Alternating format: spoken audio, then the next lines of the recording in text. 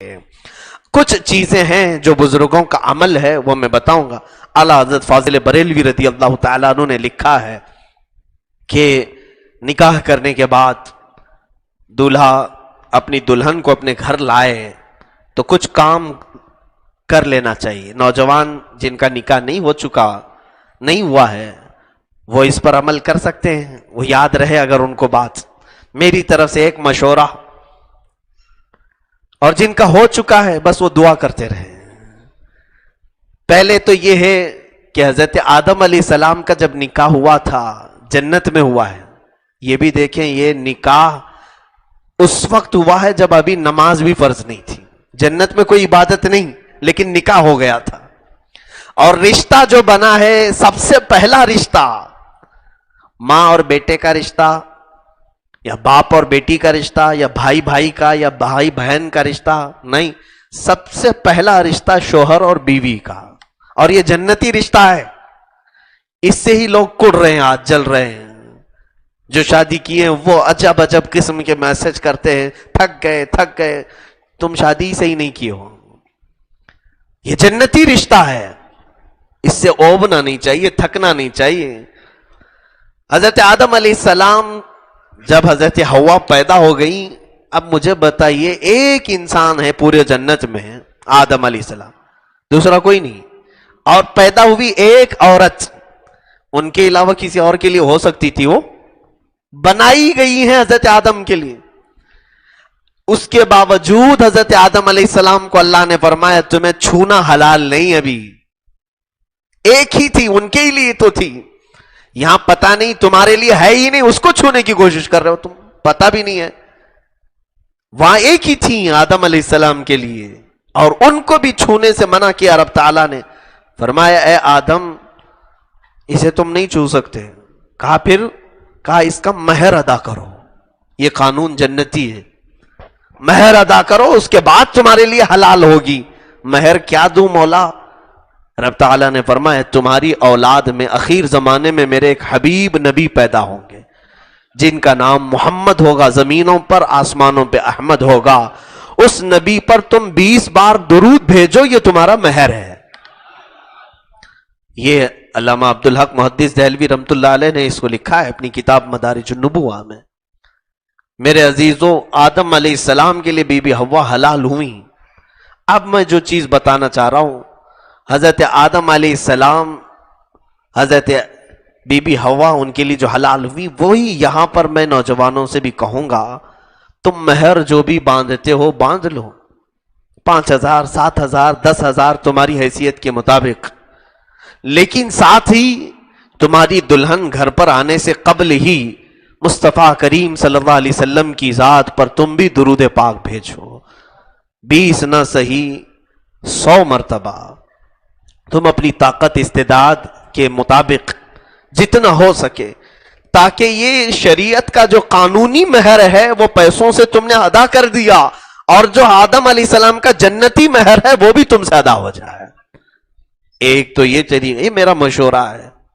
اعلیٰ حضرت اللہ تعالیٰ عنہ نے جو فرمایا وہ یہ ہے کہ دلہن کو گھر پر لائیں تو پہلے اس کے گھر پہ داخل ہونے سے پہلے ہی اس کے پیر دھل لو, اس کے پیر دھل لو, اور اس کے پیر کے دھلے ہوئے پانی کو گھر کے چاروں کونوں میں ڈال دو.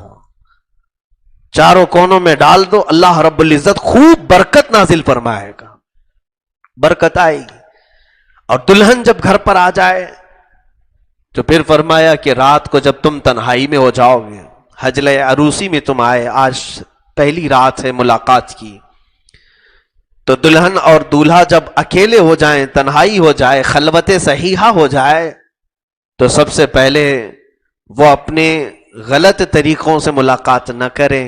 ہائے ہیلو نہیں, سلامتی کے ذریعے سے ایک دوسرے کو سلام کریں, اور یہ سلام تمہارا اللہ نے اگر قبول کر لیا تو ہمیشہ دونوں سلامت رہو گے.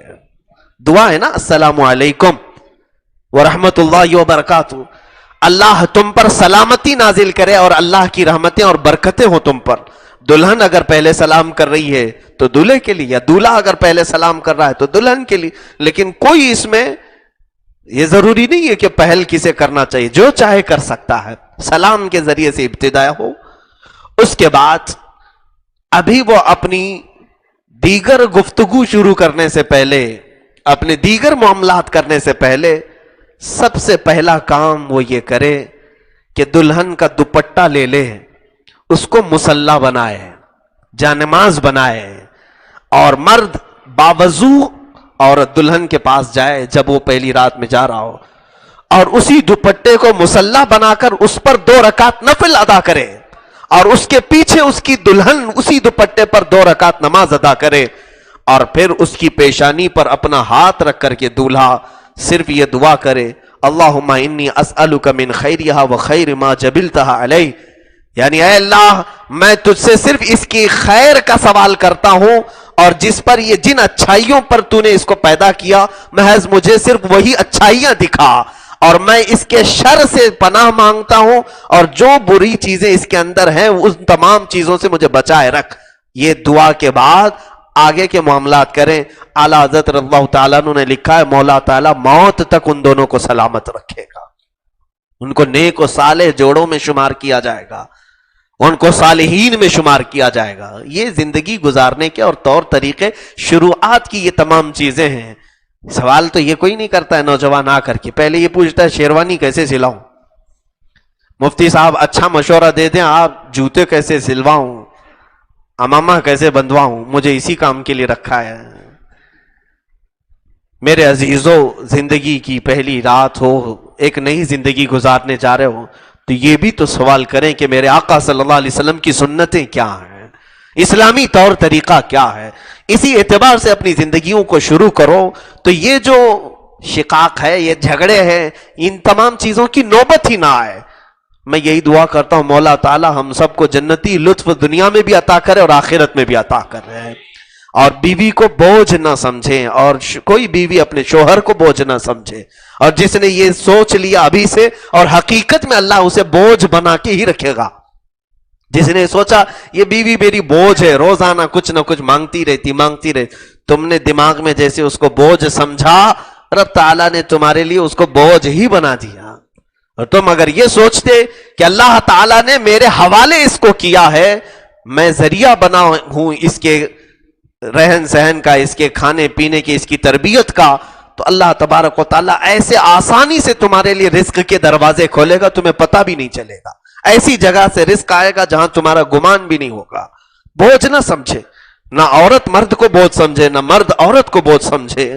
یہی زندگیوں کے اسلوب ہیں میرے عزیزو. اللہ خیر والے معاملات فرمائے. ایک ہی آیت کی میں تفسیر کر سکا، دوسری آیت انشاءاللہ کل عرض کرتا ہوں. وآخر دعوانا ان الحمدللہ رب العالمین.